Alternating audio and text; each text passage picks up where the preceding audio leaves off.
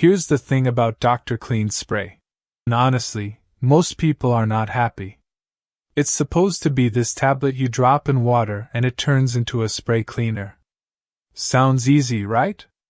But here's what happens.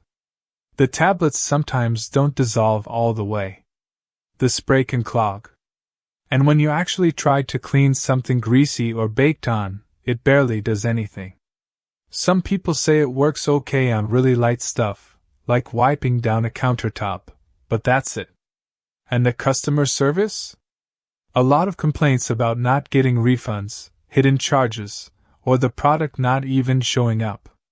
The company doesn't seem very transparent either, and from what I read, it's probably just a cheap product repackaged and sold for more. If you want a cleaner that actually works, don't waste your money on this.